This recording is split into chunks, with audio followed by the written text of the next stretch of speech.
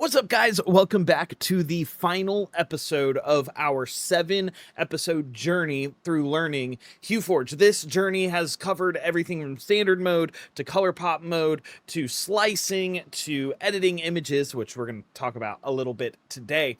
And I am so thankful that you guys have joined me for this journey. If you guys have in any way, shape, or form appreciated or learned anything from this series, I would really appreciate it if you subscribed, click the like button, leave a comment telling me what you learned in this series. I would love to hear how this has helped you because it helps me create better and more content in the future. Today, we are specifically going to be looking at preparing your images for HueForge. This was by far the most asked question throughout the entire series. How do I prepare my images to toss into HueForge? Now, I could go through the work of creating an entire video for you, but I've actually already made a video on this topic, and it's been available on my Patreon for over 2 months. And so here's what we're going to do today. I am going to give you guys an exclusive behind the scenes access into some of the tutorials that are available on my Patreon. I do one-on-one coaching, and I also offer 2 to 3 tutorials on a certain subject every single month. These are much slower paced. They're much more in the weeds. You get homework, you get practice images. It's much more of like a course, and you get to work through the projects together with your other classmates. This is one of those videos. It is so helpful for you to understand how to bring in an image into HueForge that will benefit both you and HueForge. I can't tell you how many hours I've wasted editing an image in HueForge that ultimately, at the end of the day, was just it was pointless because it was a bad image, not because I was bad at HueForge. And so hopefully you get something from this video. And if you watch the video and you're like, hey, actually, I think this would be something that I could really benefit from, check out my Patreon. I'm actually running a little bit of a sale right now to celebrate the end of this kind of series. And so check it out. Let me know if you have any questions at all. And even if you don't go over to the Patreon and you don't subscribe, join the Discord. There are hundreds of people learning HueForge together in my Discord, and they're all free members. It's all open. We all will learn together. You can ask all the questions you need to. It's a growing and thriving community. With all that mess out of the way, here is your exclusive behind the scenes look at some of our HueForge Pro tutorials. All right, what is up, guys? Welcome back to another HueForge tutorial. I'm really excited for this one. But first of all, I want to say thank you, guys. Thank you so much for all the support that you guys have been giving me on Patreon. I literally would not be able to do this and to put in the amount of work that I'm able to put in without you guys. And so thank you. I really sincerely appreciate each and every one of y'all. And remember, for you guys to get the absolute most out of your rewards, please make sure that you are reaching out to me with questions, that you're joining our live sessions, and that you are doing the homework and watching the videos, because that's how you're going to get better with HueForge. So we're going to go ahead and dive in today. Today's video is going to be a little bit different because we're not going to be in HueForge a ton, although we will be in HueForge a little bit. But for today's video, we are going to talk about how to pre-process images, because that is going to help set us up for the future when we bring our images into HueForge. I run into this problem probably the most when I am working with people on their HueForges. This is typically just people wanting to throw an image in to HueForge and hoping that you get something out of it that is workable, when there is something fundamentally about the photo that will not work very well. And so I am excited to dive into this one today, and hopefully you guys get something out of it. So we have a couple different test images here. They're all a little bit different, but I want to start with this Mandalorian one because this is one where I see a lot of issues, and a lot of these will have some similar problems, and we'll problem solve them all together.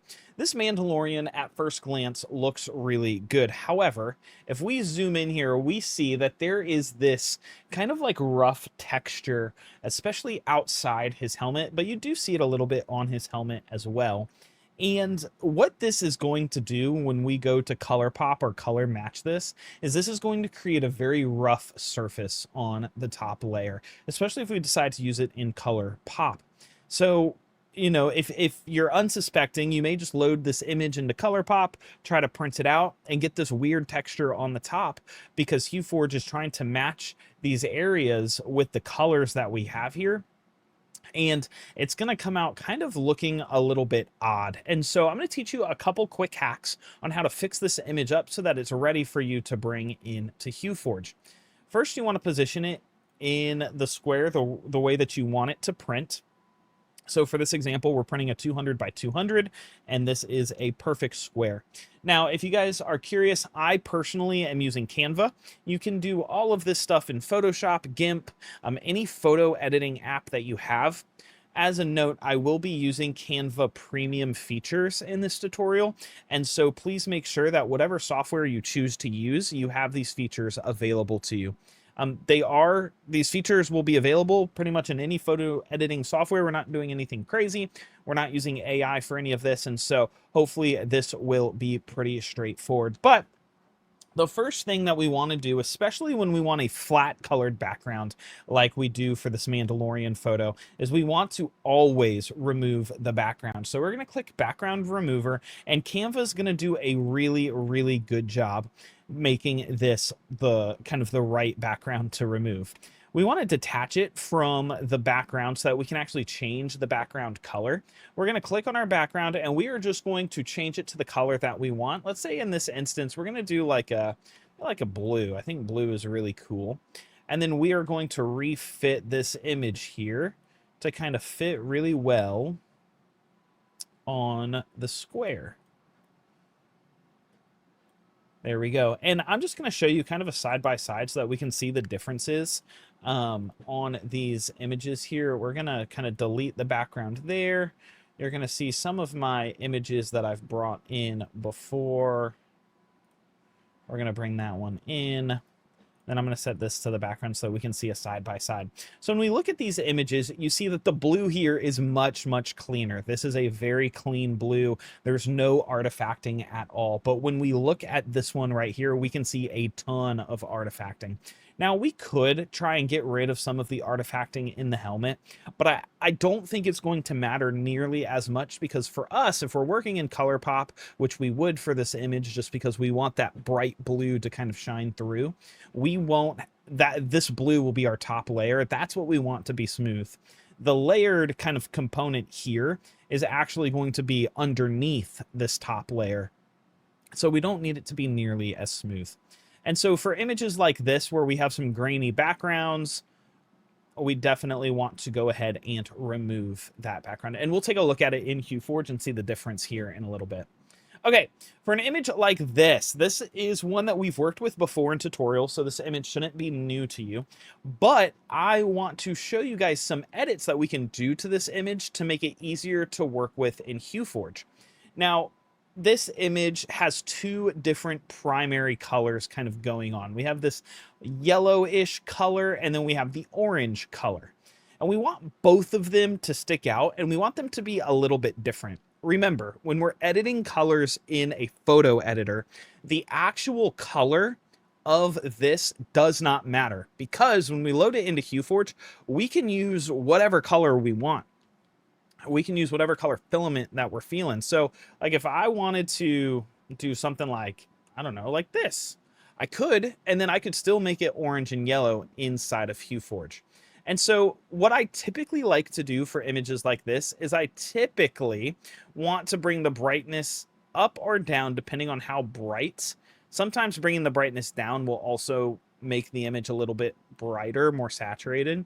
A little hack for you. So just play around with the slider until you get kind of a color that you like. I kind of like this at -3. I'm going to bring the saturation up almost all the way to 90 because I want the most contrast between the yellow and the orange. I'm going to leave the hue alone because I don't need to change the hue there. And then I'm going to come up here. We are going to make our blacks very black. We want them to be very deep. Again, we don't want to be confusing HueForge with what colors go where. And so I'm going to up the black just by a little bit. And then same thing with the whites. I'm just going to bring the whites up actually, I'm going to bring them up ever so slightly to maybe like 7. And so now you see I wish there was a way I could just like hide the edits that I made. I guess I could reset the adjustments.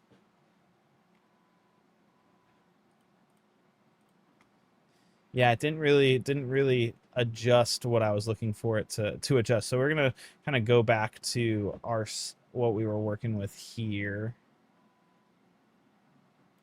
This, we're gonna bring the saturation up. I'm gonna keep that probably at 0 now that I'm looking at it again. Again, we want the saturation all the way up. We're gonna bring our blacks up just to get it back to where it was, and our whites are gonna come up to like 10 right there. Okay, so this is creating more differences between all of our colors. We're adding as much contrast as possible. The last slider that we are going to touch is our contrast, but we don't want to touch it yet because you see when we bring contrast up, it's actually kind of muting up those colors. And so we want to get them as saturated as possible. And we may not even end up using the contrast slider, although I do like it at -10. Because we get even more contrast between this yellow and the orange, which means HueForge is going to have a much, much simpler time being able to pick up what is orange and what is yellow. This is going to be especially helpful when we hop into color match and we're dragging in colors that are close to one another, but not exactly. Last but not least, we can play with the brightness a little bit. Granted, I don't think we need to. I may put it at -7 again, just trying to get more contrast. You see if at 0, we kind of have that the orange is a little brighter, but if we have it like at -7, -8, we are getting much more contrast there between the orange and the yellow. And so a lot of this will just be you hopping in here and playing around with your colors and the settings and kind of figuring out what you need to do in order to get this kind of side by side. And so we'll duplicate this, we'll delete that image, and then I'm going to go ahead and load that image back in here.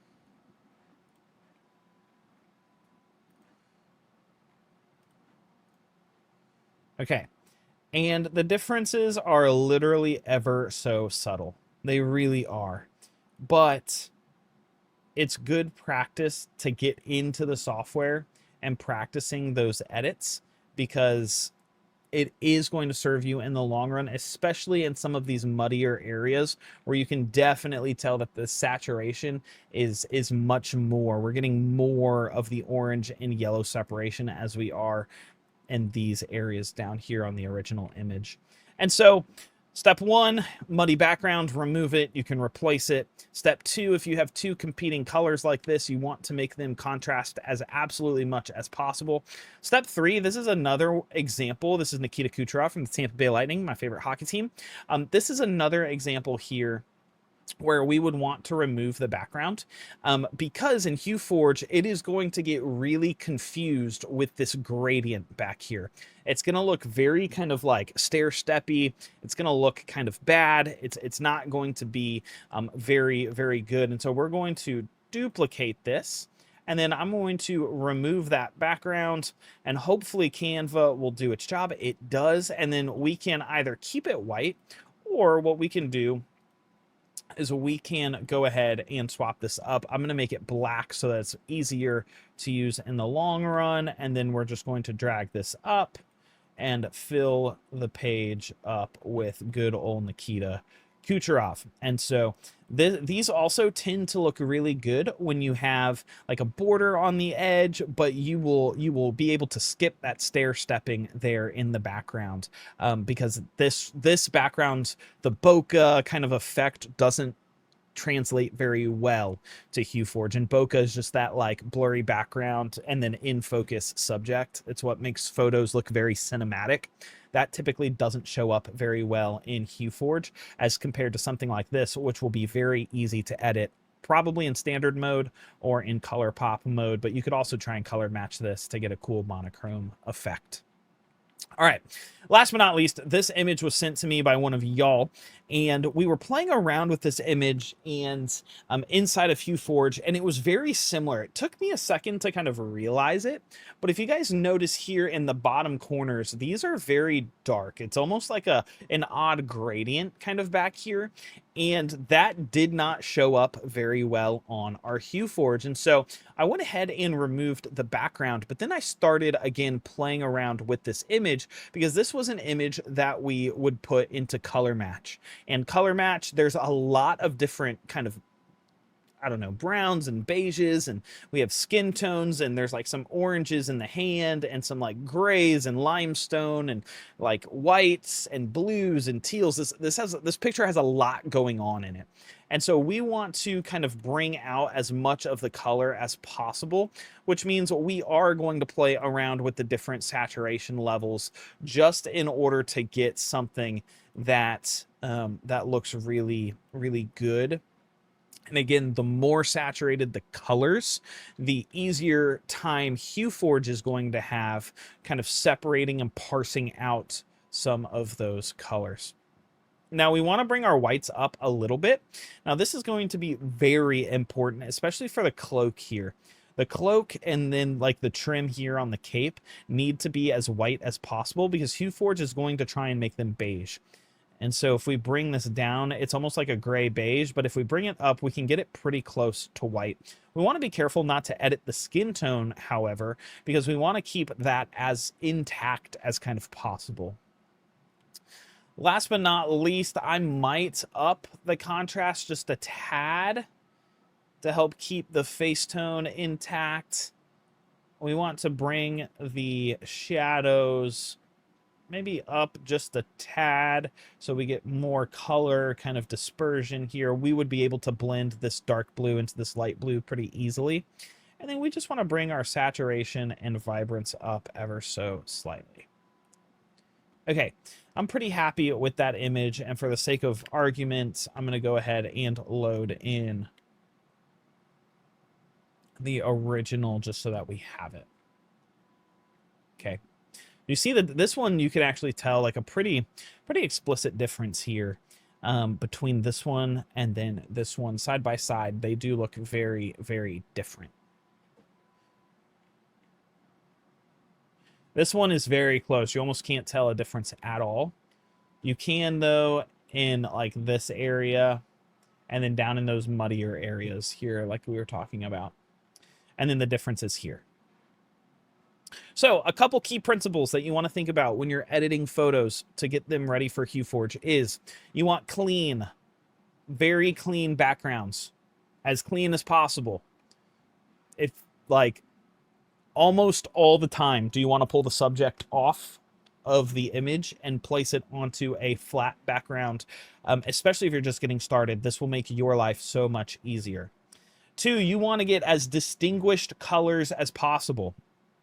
You want to make sure that you have separation between the colors so that HueForge is able to pick up on what you are doing. Here we are doing something similar.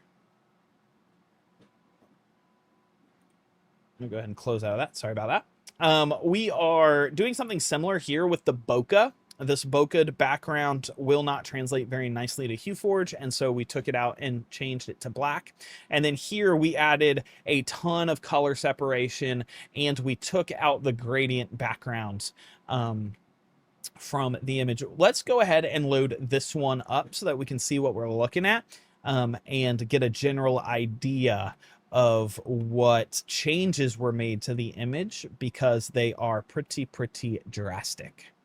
All right, so we're loaded in here. Y'all can see that I am in color match mode. We're not going to be doing a full tutorial about how I would edit this image in this episode, but I want you to see the differences as to why we made the edits that we did in Canva.